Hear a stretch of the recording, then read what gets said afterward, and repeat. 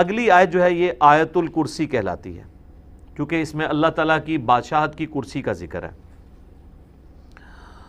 اس کی فضیلت میں کئی ایک احادیث ہیں، صحیح بخاری میں ایک بڑی ڈیٹیل حدیث ہے، مال غنیمت کی چوکیداری کے اوپر سیدنا ابو ہریرہ کو نبی صلی اللہ علیہ وآلہ وسلم نے مامور کیا، اور 3 راتوں تک ایک شخص آ کے وہاں چوری پرفارم کرنے کی کوشش کرتا رہا، تو حضرت ابو ہریرہ نے اسے پکڑ لیا۔ پہلی دفعہ پکڑا تو اس نے کہا چھوڑ دو، اگلی دفعہ نہیں آؤں گا۔ دوسری بار پکڑا تو اس نے کہا چھوڑ دو، اگلی دفعہ نہیں آؤں گا۔ تیسری دفعہ جب پکڑا تو انہوں نے کہا اب تو میں تجھے رسول اللہ کی بارگاہ میں ضرور پیش کروں گا۔ تو اس نے کہا کہ مجھے چھوڑ دو، میں تمہیں ایک ایسا وظیفہ بتاتا ہوں کہ اگر رات کو بستر پہ جاتے وقت تم وہ وظیفہ کر لو تو صبح تک اللہ تعالیٰ کی طرف سے تمہاری حفاظت کے اوپر فرشتہ مامور ہوگا، شیطان تمہارے قریب نہیں آئے گا۔ یہ حدیث صحیح بخاری میں 2311 ہے، انٹرنیشنل نمبر کے مطابق ہمارے صبح و شام کے اذکار میں بھی ہم نے ڈالی ہوئی ہے۔ تو پھر اس نے جو وظیفہ بتایا وہ ہے کہ آیت الکرسی رات کو بستر پہ جاتے وقت پڑھ لیا کرو۔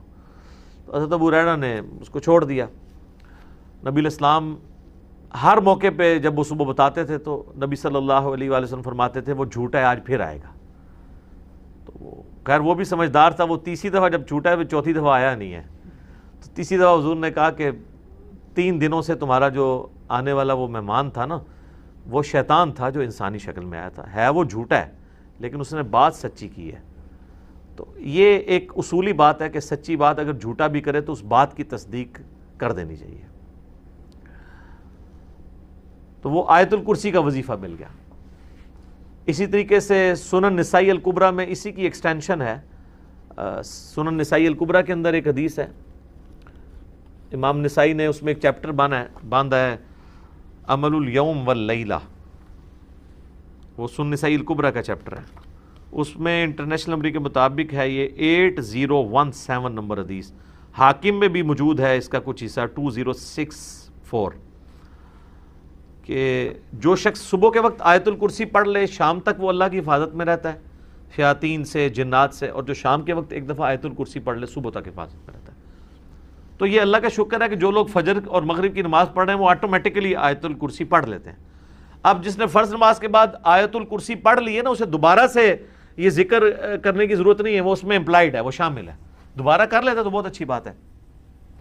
اور ایک اور فضیلت ہے جو سنن نسائی الکبریٰ میں ہی ہے، 9928 نمبر حدیث ہے اسی عمل الیوم واللیلہ چیپٹر میں، کہ جو شخص نماز فرض ادا کرنے کے بعد نماز فرض آیت الکرسی پڑھ لے گا وہ مرتے ہی جنت میں داخل ہوگا، لیکن اس میں نماز شرط ہے۔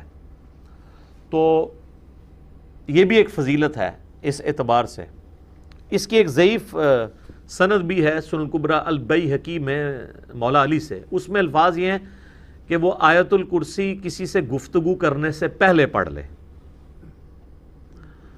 لیکن جو سنن نسائی الکبریٰ میں صحیح سند ہے اس میں یہ الفاظ نہیں ہے۔ لیکن اس طرح کی جو ضعیف روایتیں ہیں نا، جب صحیح احادیث کو سپورٹ کر رہی ہوں نا تو اسی کو فالو کرنا چاہیے، کوشش یہی کرنی چاہیے کہ بغیر گفتگو کیے سلام پھیرتے ہی آیت الکرسی پڑھ لی جائے۔ البتہ اگر کوئی گفتگو کر بھی لیتا ہے تب بھی فضیلت مل جائے گی، کیونکہ جو صحیح حدیث میں اس طرح کے الفاظ موجود نہیں ہیں۔ تو یہ 3 بڑے بڑے فضائل ہیں۔ باقی میں نے قرآن حکیم کی صورتوں کے فضائل کے اوپر ڈیٹیل لیکچر ریکارڈ کروا دیا ہوا ہے، مسئلہ نمبر 112 ABC، جسے شوق ہے تو وہ دیکھ سکتا ہے۔ اللہ لا الہ الا ہو، اللہ ہی ہے وہ کہ نہیں ہے کوئی معبود سوائے اس کے۔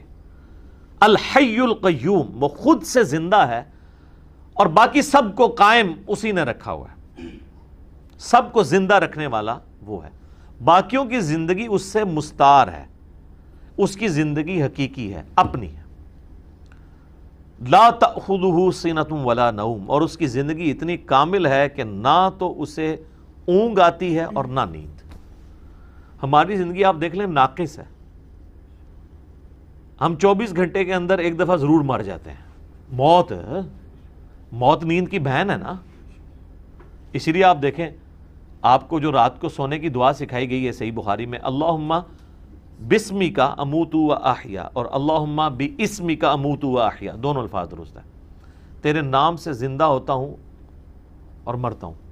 اور صحیح بخاری میں جو صبح اٹھنے کی دعا ہے وہ تو ہے ہی ہے, اس میں تو ڈائریکٹ کلیئر ہو گیا. یہاں تو پھر بھی کوئی کہہ سکتا ہے کہ ایمبیگوٹی ہے کہ یہ اس نیند کا بھی ذکر نہیں ہے, لیکن اس میں تو واضح ذکر ہے الحمدللہ الذی احیانی بعد ما اماتنی, یا احیانا بعد ما اماتنا, جمع کے سیغے سے ہو, وَإِلَيْهِ النُّشُورُ.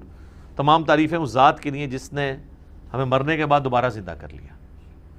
پھر سورہ الزمر میں بھی آتا ہے کہ اللہ تعالیٰ ہی ہے جو رات کو جب تم سوتے ہو تو تمہارے نفس کو قبض کر لیتا ہے, پھر جس کو اپنے پاس رکھنا ہوتا ہے اسے روک لیتا ہے, جس کی باقی ہوتی ہے اس کو دوبارہ واپس بھیج دیتا ہے. تو نیند بھی موت کی ایک فارم ہے.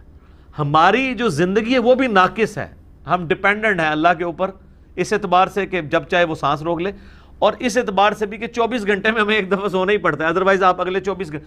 دنیا کا ذہین ترین آدمی, دنیا کا طاقتور ترین آدمی کتنے گھنٹے جاگ سکتا ہے؟ یہ بزرگ جو جاگتے رہے ہیں نا 1-1 سال یا 2-2 سال, کہانیاں نے, کوئی نہیں اٹھ جاگ دے. جس کو ہے نا اس کو لے کے جاگ کے بتائے کوئی. اور کہتے ہیں جناب 3 سال تک کھایا پیا نہیں ہے. اس کے ساتھ اس کہانی کو کمپلیٹ کیا کریں, ساتھ یہ بھی کہا کریں کہ نہ کھادا پیتا نہ پیشاب کیتا, کیونکہ اگر کھایا پیا نہیں ہے تو پیشاب تو کھانے پینے کے ساتھ ہے نا. آپ کھانا پینا چھوڑ دیں پیشاب ختم ہو جائے گا. یہ ساتھ کیوں نہیں کہتے ہیں کہ 3 سال تک پیشاب بھی نہیں کیا, اور پھر اس طرح کا بندہ لے کے آنا ہے, اس کا جو ہم کریں گے نا وہ ہماری ویڈیوز میں ریکارڈ ہے, آج چھوڑ دیں. لہو ما فی السماوات و ما فی الارض. اچھا دوسرا ہے نیند نہیں آئے گی اور اس سے اونگ بھی نہیں آتی, یعنی اتنی کامل زندگی ہے کہ ایک لمحے کے لیے بھی جھٹکا نہیں آتا. لہو ما فی السماوات و ما فی الارض, اسی کے لیے ہے آسمانوں اور زمین کی بادشاہی. اچھا آسمان ہمیشہ جمع کے سیغے کے ساتھ آتے ہیں, زمین سنگولر کے سیغے کے ساتھ, سوائے ایک پارہ نمبر 28 کے اندر کہ اللہ نے 7 آسمان پیدا کیا اور اس کے مثل زمینیں بھی. چونکہ یہ اللہ تعالیٰ کی طرف سے ایک میریکل پلانٹ ہے روئے ارض, زندگی ابھی تک یہیں پہ دریافت ہوئی ہے جس زندگی کو ہم جانتے ہیں, اس لیے اللہ تعالیٰ اسپیشلی اس کا ذکر کرتا ہے. تو قرآن میں جب بھی آئے نا کہ آسمانوں اور زمین کی بادشاہ, تو اس سے مراد پوری کائنات. من ذا الذی یشفع عندہ الا باذنہ, کس کی جرأت ہے کہ اللہ کے حضور کسی کی شفاعت اور سفارش کر سکے سوائے اس کے اذن کے. ظاہر ہے کسی کی جرأت نہیں ہے. دنیا میں سفارش یہ ہوتی ہے کہ کسی شریف آدمی کو پکڑ کے پولیس لے گئی ہے تو ایک وہاں کا بڑا آدمی جا کے سفارش کرتا ہے کہ جی آپ کو غلط فہمی ہوئی ہے, میں اسے شروع سے جانتا ہوں, بڑا شریف آدمی ہے. اب اللہ کو اس طرح کی سفارش تو کوئی نہیں کر سکتا کہ یا اللہ آپ کو غلط فہمی ہوئی ہے, بندہ غلط پکڑ لیا آپ نے, نہیں, ایسے تو ہو ہی نہیں سکتا. اسی لیے اللہ نے کہا کہ اس کی جرأت ہے کہ مجھے کہے, مجھے سفارش کرے کسی کی, کہے میرے کہنے سے نہیں. تو اب آپ دیکھ لیں بابوں کے بارے میں وہ دھونس کے عقیدے جو رکھے ہوئے ہیں, اسی تو آپ کو قرآن نہیں پڑھنے دیتے. جس نے یہ آیت پڑھنی ہے اس نے کہنا ہے کہ بابا کتوں آ گیا, اتنے کوئی بھی کھنگڑ نہیں دینا اللہ نے, سوائے جس کو اذن دیا ہے محمد رسول اللہ صلی اللہ علیہ وآلہ وسلم. اور وہ بھی ایک پوری دردناک حدیث ہے بخاری مسلم میں, حدیث شفاعت, وہ یوٹیوب پہ میرا کلپ دیکھ لیں, شفاعت رسول صلی اللہ علیہ وآلہ وسلم کا عقیدہ. یعلم ما بین ایدیہم وما خلفہم, وہ جانتا ہے جو ان سے پہلے ہو چکا جو ان کے بعد ہونے والا ہے. یعنی اللہ تعالیٰ ہمارا جس کی سفارش تم میرے پاس لے کے آؤ گے نا, مجھے پتا ہے اس نے پہلے کیا کیا اور آندہ کیا کرنا ہے, مجھے بتا رہے ہو. اور ایک معنی یہ بھی ہے کہ جو سفارشی بھی ہے نا, اللہ تعالیٰ ان کو بھی جانتا ہے کہ ان کا علم پہلے کا کیا تھا اور بعد کا علم کیا ہے. اللہ تعالیٰ نے ہر ایک کو اپنے علم سے گھیرا ہوا ہے.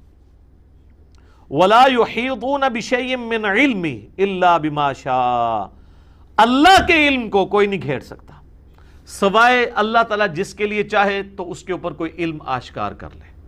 یعنی اللہ تعالیٰ کے علم کو کوئی اور مخلوق نہیں گھیر سکتی. اللہ نے سب کو اپنے علم سے گھیرا ہوا ہے, سوائے اس کے کہ وہ جو سورہ آل عمران میں بھی آتا ہے 179 نمبر آیت میں کہ اللہ کی یہ شان نہیں ہے کہ وہ اپنے غائب کے اوپر کسی کو اطلاع دے سوائے اپنے پیغمبروں کے, اور تمہارا کام ہے اللہ اور اس کے پیغمبروں پر ایمان لاؤ. پیغمبر وہ ہستی ہوتی ہے کہ جس کو اللہ تعالیٰ غیب کی خبریں دیتا ہے, غیب کا علم دیتا ہے اتنا جتنا اس کے لیے پسند فرماتا ہے. علم الغیب کے اوپر میرا مسئلہ نمبر 6A اور 6B آپ دیکھ سکتے ہیں, وہ ڈیٹیل ٹاپک ہے. تو جتنا جس کے لیے چاہتا ہے اللہ ظاہر فرماتا ہے, اور جس کے لیے نہیں چاہتا ظاہر نہیں فرماتا. اچھا یہ اب بعض علم الغیب ایسے ہیں جو اللہ تعالیٰ نے انبیاء کرام کو دیے ہیں، اور بعض یہ ہیں جو ہمارے اعتبار سے وہ آپ سمجھ لیں ان سین علم ہے، لیکن چونکہ وہ فزیکل ورلڈ کے ساتھ تعلق رکھتے ہیں اس لیے ہم اس کو علم الغیب کا لفظ تو نہیں بول سکتے، لیکن چھپے علوم ہیں، جیسے سائنٹیفک جو بڑے بڑے راز ہیں اس کائنات کے وہ لوگوں نے دریافت کیے ہیں۔ میگنیٹک فیلڈ کا دریافت کرنا، کمپاس بنا لینا، فیراڈے نے 8 سے 200-300 سال پہلے ہی ہوا ہے نا بجلی والا معاملہ، دنیا میں بجلی آئے ہوئے میکسیمم 150 سال گزرا ہے، اس سے پہلے بجلی نہیں تھی۔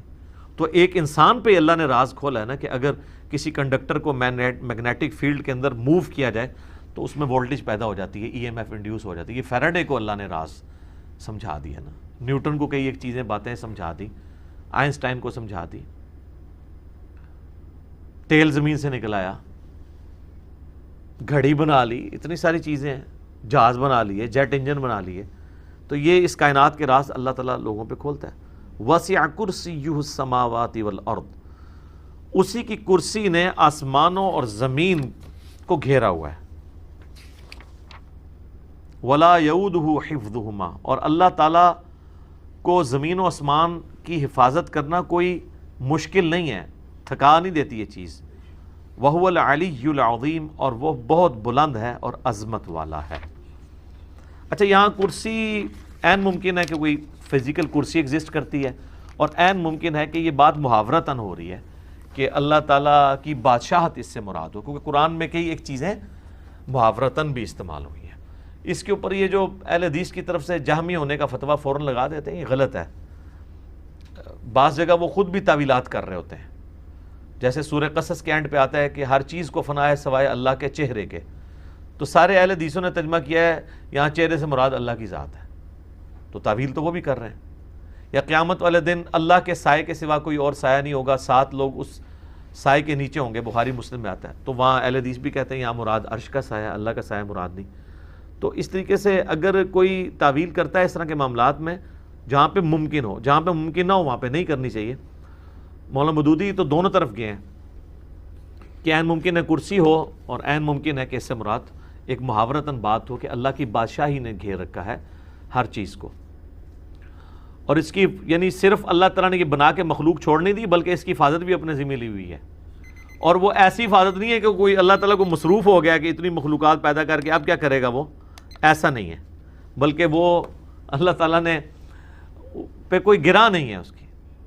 وہ تو سورۃ الانعام میں ہے کہ زمین کی گہرائیوں میں کوئی دانہ نہیں پھوٹتا، نہ زمین کے اوپر نہ سمندروں میں کوئی پتا بھی گرتا ہے مگر اس کے علم سے، اور اتنا کامل علم ہے کہ اللہ نے یہ سب کچھ ہونے سے پہلے ہی لوح محفوظ میں لکھ لیا ہے۔ تو ایک ڈیٹیل طلب ٹاپک ہے۔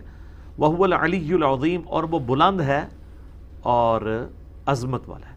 اب یہاں پہ ایک اللہ کا نام بھی آ گیا علی، علی یون، تو مخلوق میں کسی کا نام ہو سکتا ہے، یہ ہے العلی، جب الف لام سے ہوگا تو دی علی خاص ہو جائے گا۔ رحمان تو کوئی بھی ہو سکتا ہے، الرحمن اللہ ہے، رؤوف کوئی بھی ہو سکتا ہے، نبی علیہ السلام کے لیے ہے بالمؤمنین رؤوف الرحیم، لیکن الرؤوف اور الرحیم اللہ ہے۔